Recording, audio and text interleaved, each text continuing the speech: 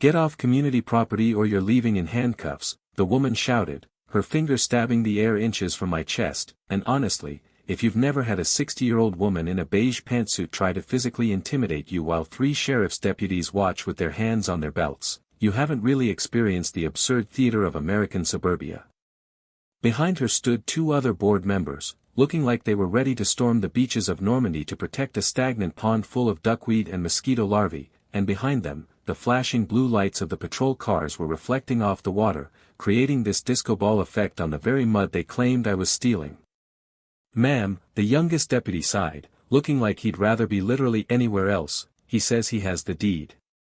"The deed is wrong," she snapped back, not even looking at him, her eyes locked on mine with this terrifying intensity that usually comes from people who have never been told no in their entire adult lives. "I am the president of the Willow Creek Estates Homeowners Association, and we have managed Reflection Pond for 25 years, it is common area, it is ours, and this man is trespassing."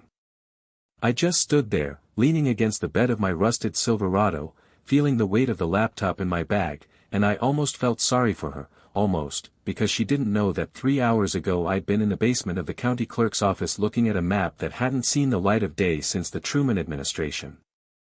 I'm Mason Ford, by the way, and I map things for a living, mostly topographic surveys for logging companies or flood zones for insurance adjusters, so I know that lines on a map are the only things in this world that don't lie. People lie, neighbors lie, and HOA presidents definitely lie, but coordinates? Coordinates are forever. I bought this 2-acre slice of heaven in Blackwood County, Tennessee, for $70,000, which should have been my first red flag considering it came with a 1-acre pond, but I figured it was just undervalued because it was swampy and ugly, exactly my kind of place. I wasn't looking for a fight, I was looking for a place to park my excavator and drink coffee in silence, but clearly, silence wasn't on the menu.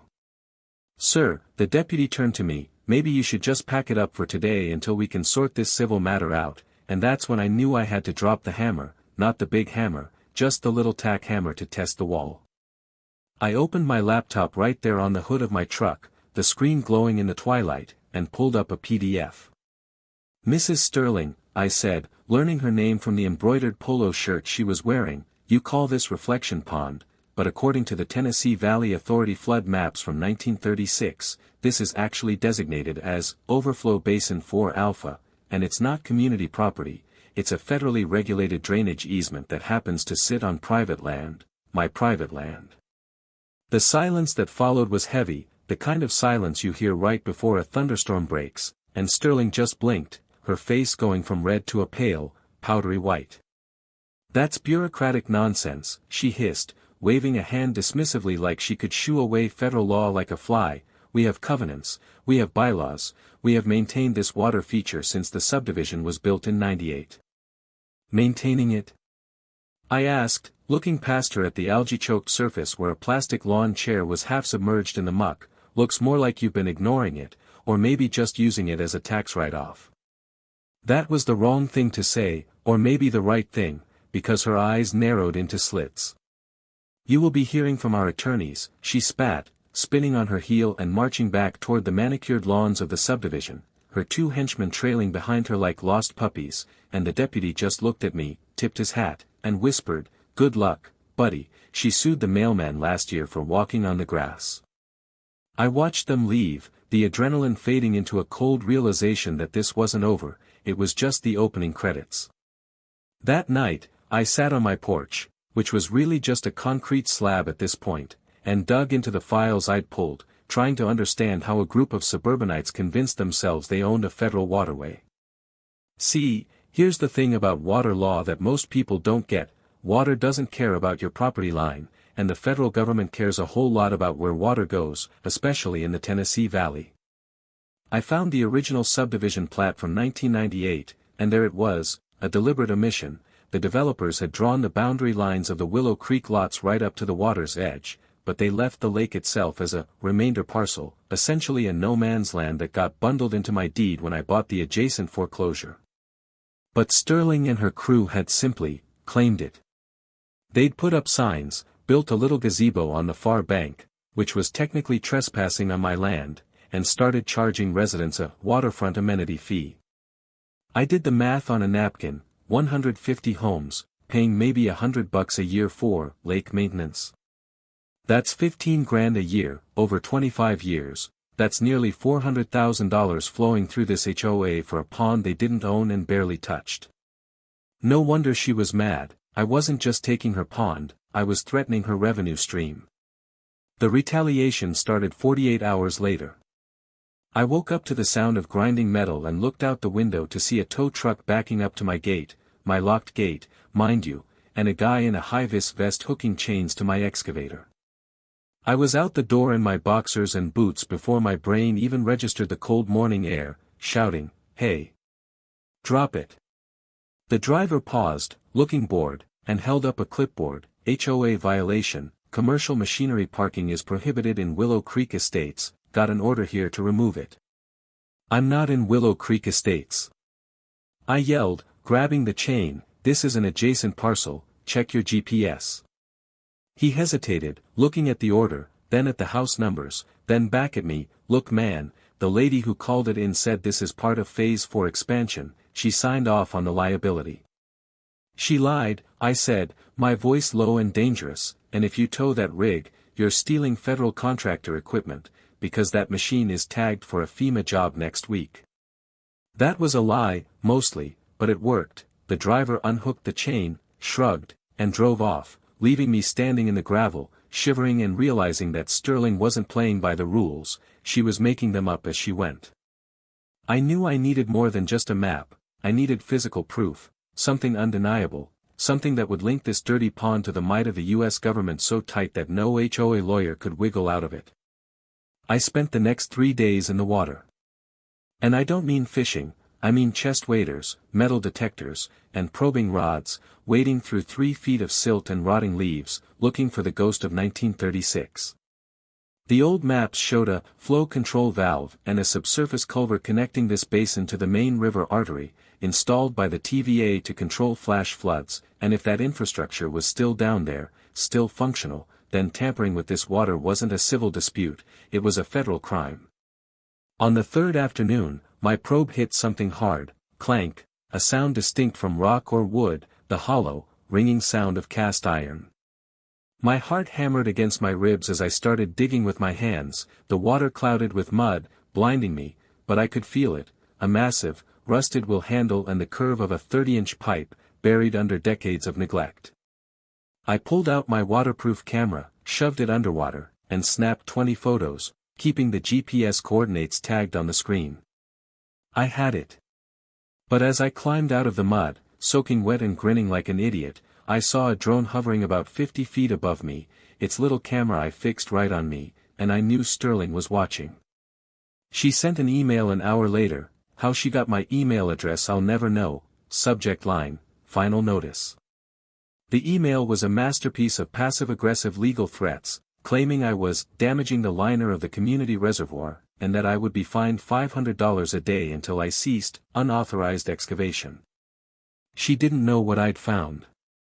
She thought I was just a redneck playing in the mud, she didn't realize I was building a gallows, and she was measuring the rope for me.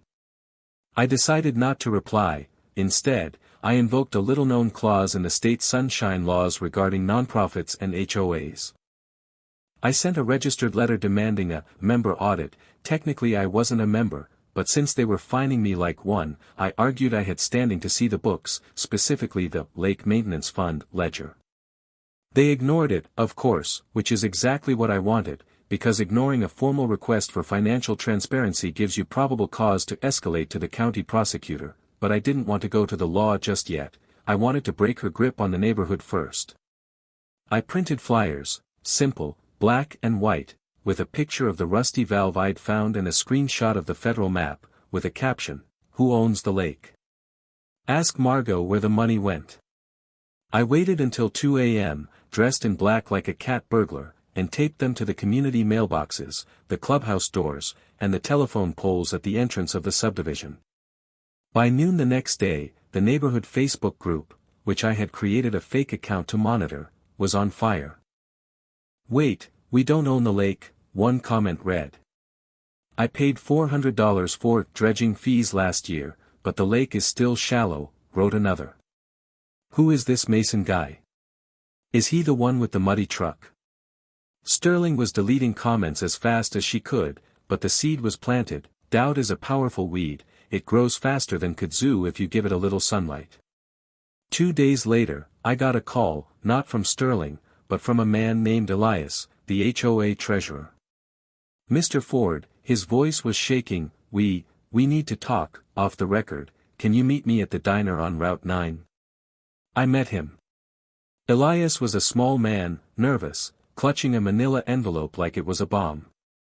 Margot is going to kill me, he whispered, sliding the envelope across the sticky table, but I can't go to jail for her. I didn't know, I swear I didn't know until I saw your flyer and started looking at the checks. I opened the envelope. It wasn't just negligence, it was an empire of dirt. The lake maintenance checks were being written to a company called Sterling Scapes LLC, registered to an address that turned out to be Margot Sterling's daughter's apartment in Atlanta. $85,000 in the last 5 years alone, paid out for consulting and biological monitoring, and not a single dime had been spent on the actual water. She tells us what to sign, Elias stammered, she says it's for the lawyers, for the insurance, we never checked. You're going to have to testify, I said, my voice hard. I can't, he pleaded, she owns half the town council, she'll ruin me. Elias, I leaned in, the TVA is federal, the EPA is federal, if I bring them in, her town council buddies can't save her, and if you help me, you're a witness, if you don't, you're an accomplice. He looked at me, tears in his eyes, and nodded slowly. That was the ammo I needed, but I didn't just want to win in court, I wanted to clear the air, I wanted to walk into the lion's den and pull the teeth out one by one. The HOA monthly meeting was scheduled for that Thursday night at the community center, and according to the bylaws, any concerned party could speak during the open forum. I spent the next 48 hours building a presentation that would make a district attorney blush, maps, bank records, photos of the valve, and the federal statutes highlighted in neon yellow. I walked into that community center wearing clean work boots and a button-down shirt, carrying my laptop and a portable projector. The room was packed, my flyers had done their job, and the tension was so thick you could choke on it, people were whispering, pointing, and Sterling sat at the head table like a queen on a throne, glaring at me with a hatred so pure it was almost impressive. This meeting is for members only, she announced into the microphone as soon as I stepped forward, Mr. Ford, you have no standing here, please leave or I will call the sheriff again. I didn't stop walking until I was front and center. Actually, I said, projecting my voice to the back of the room, since you fined me $3,000 as a resident under your jurisdiction, I believe I have the right to speak to the board about where my money is going. Cut his mic. Sterling yelled to a confused teenager at the soundboard. I don't need a mic. I shouted back, turning to face the crowd, I need you to look at the screen. I hit the spacebar. The image of the 1936 TVA map splashed across the wall behind the board members, massive and undeniable, showing the overflow basin and the federal easement lines cutting right through what they thought was their private park.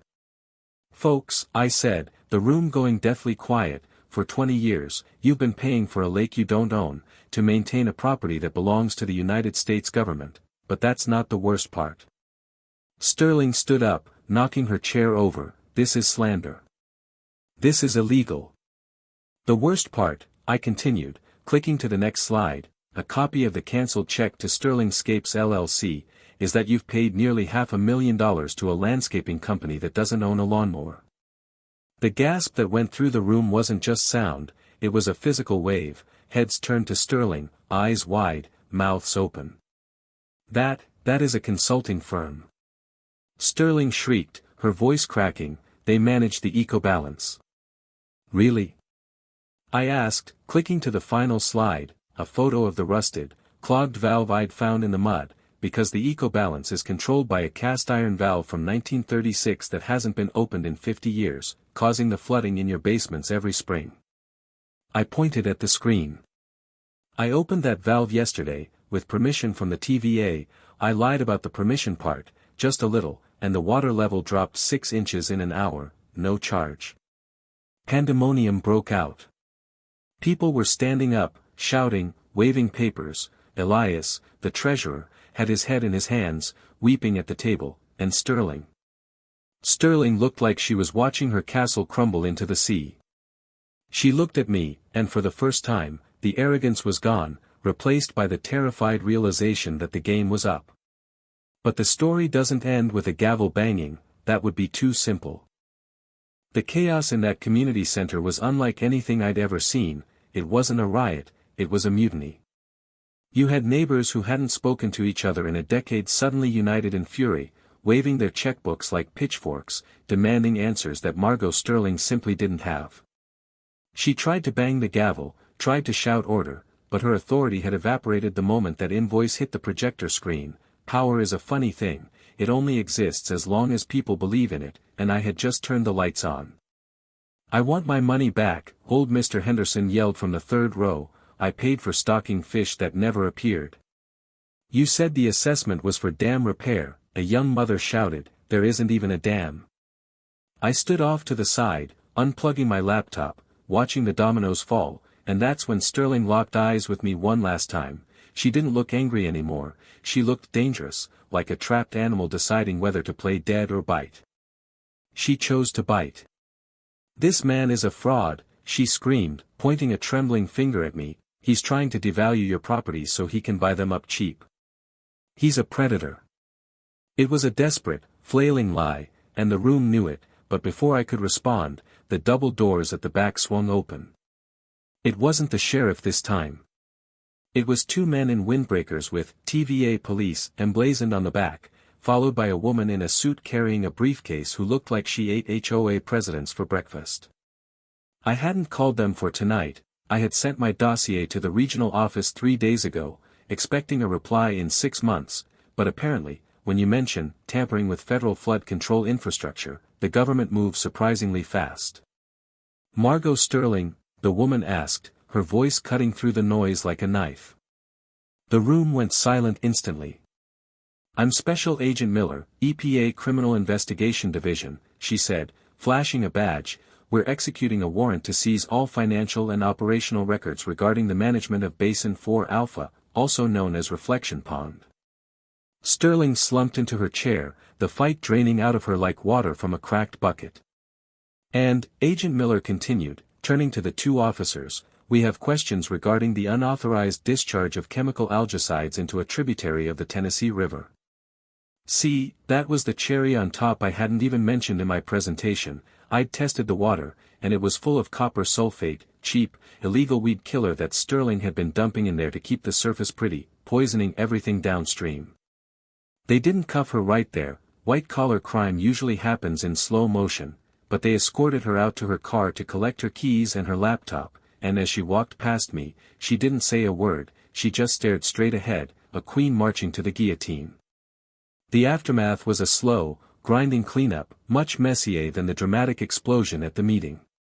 Over the next 6 months, the Willow Creek HOA was placed into receivership, which is a fancy legal way of saying the government took the keys away from the children. The forensic accountants had a field day. They found the 85 grand I'd spotted, plus another 40 grand in administrative expenses that turned out to be personal travel and, I kid you not, a renovation of Sterling's sunroom.